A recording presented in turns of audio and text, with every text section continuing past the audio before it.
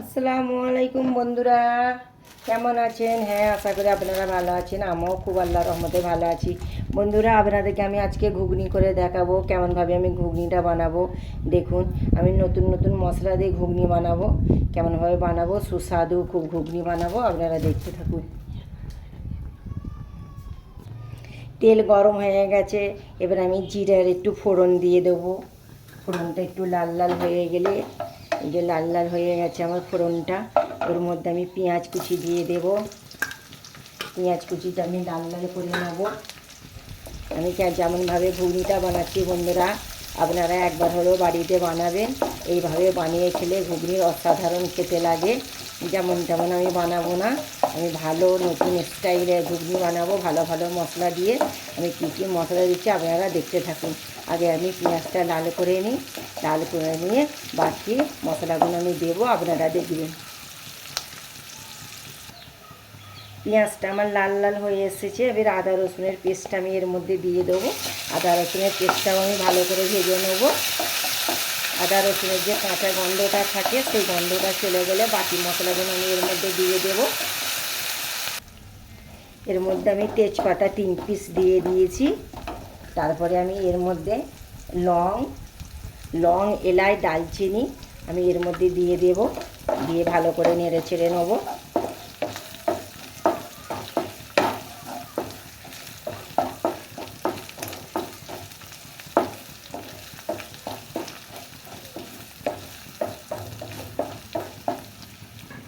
আমি ঘুগনির মধ্যে কি কি মশলা দেবো দেখুন।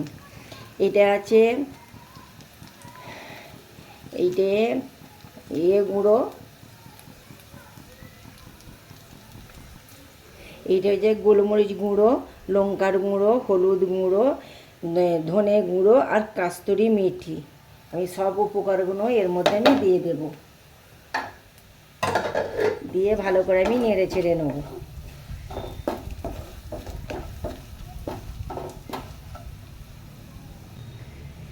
জিরের গুঁড়োটা বাকি ছিল, জিরের গুঁড়োটা আমি 2 চামচ দিয়ে দিলাম।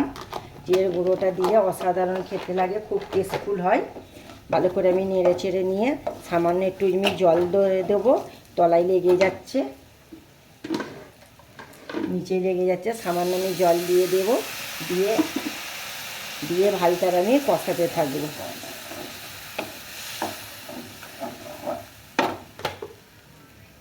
কালারের জন্যে এইটা নাই দেখছি ওটা।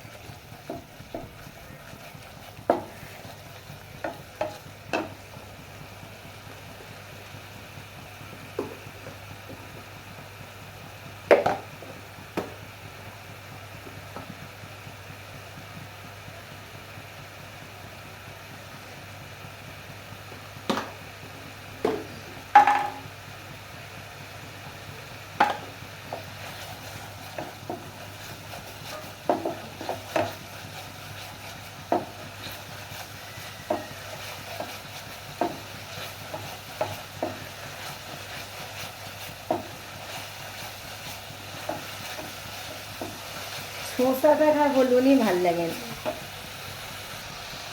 বন্ধুরা। কাস্তুরি মেথি ঘুগনিতে দেবেন, অসাধারণ খেতে লাগে, অসাধারণ খেতেও লাগে, ভরপুর সেন হয়। অবশ্যই কাস্তুরি মেথিটা ঘুগনিতে দিয়ে একবার হলো আপনারা বানিয়ে খাবেন বাড়িতে, অবশ্যই ভালো লাগবে, জানেন তো। দেখুন আমার মশলাটা তেল ছেড়ে দিয়েছে। এবার আমি এই যে সিদ্ধ করে রেখেছিলাম কুকারে আলু আর মটর, দেখছেন তো সিদ্ধ হয়ে গেছে। এবার এর মধ্যে আমি ঢেলে দেবো।